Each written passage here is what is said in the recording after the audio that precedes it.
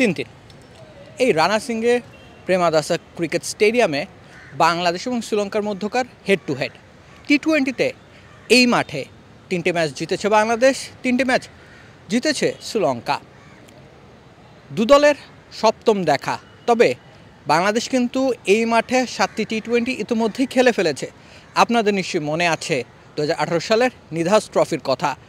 সেই শ্রীলঙ্কার বিপক্ষে বাংলাদেশ দল মাঠে নামছে, যাদেরকে সেমিফাইনালে হারিয়ে সেই ট্রফির ফাইনালে উঠেছিল বাংলাদেশ দল। মাহমুদুল্লাহ রিয়াদের সেই অবিস্মরণীয় ছক্কা কিংবা সাকিব আল হাসানের সেই প্রতিবাদ নিশ্চয়ই ভুলে যাননি।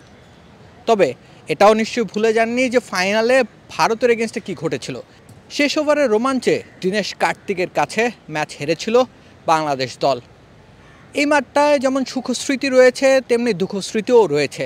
অতএব সিরিজ ডিসাইডার থার্ড টি-20 ম্যাচের আগে বাংলাদেশ দল হয়তো পরিসংখ্যান নিয়ে ততটা সন্দিহান না বা সেটা ভাবনাতে রাখতে চায় না। তবে একটা মজার স্ট্যাট কিন্তু রয়েছে। এই মাঠে প্রথমবার যখন বাংলাদেশ টি-20তে হারে তার পরের ম্যাচ তারা জিতেছিল শ্রীলঙ্কার বিপক্ষে। এভাবে ধারাটা চলেছে পুরো 7 ম্যাচ ধরেই। একটা ম্যাচ বাংলাদেশ জিতেছে, আরেকটা ম্যাচ শ্রীলঙ্কা জিতেছে, একটা ম্যাচ বাংলাদেশ জিতেছে, আরেকটা ম্যাচ শ্রীলঙ্কা জিতেছে। এভাবে করে সর্বশেষ ম্যাচটা ভারতের এগেনস্টে বাংলাদেশ দল হেরেছিল এই রানা সিংহে প্রেমাদাসা স্টেডিয়ামে।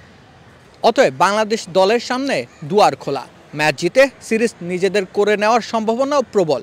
তবে ওই যে পরিসংখ্যানটা বলছিলাম যে একটা ম্যাচ শ্রীলঙ্কা জিতেছে, একটা ম্যাচ বাংলাদেশ জিতেছে, ওই ধারাতে যদি চলে তবে তৃতীয় ওয়ানডেটা বাংলাদেশ দলের হারার কথা। তবে মাঠের ক্রিকেটে ঘটে অন্য কিছু। মাঠের ক্রিকেট সবসময়ই ভিন্ন।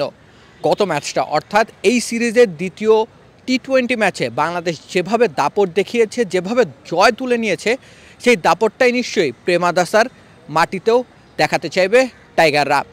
লিটন দাসের নেতৃত্বে বাংলাদেশ দল নিশ্চয়ই চোখ রাখছে সিরিজ জয়ের দিকে। পাকিস্তান সিরিজের আগে শ্রীলঙ্কার বিপক্ষে শ্রীলঙ্কার ঘরের মাটিতে তাদেরকে যদি সিরিজ হারানো যায় তবে আসন্ন এশিয়া কাপের আগে বাংলাদেশ দল চাঙ্গা হয়ে উঠবে এবং সেই মনোবল নিয়ে তারা হাজির হবে এশিয়া কাপের মঞ্চে। কে জানে ঘটতে পারে ভিন্ন কিছু। বাংলাদেশ দলের সেই ট্রফির খরা কিংবা আক্ষেপ কিংবা অপেক্ষা হতে পারে অবসান।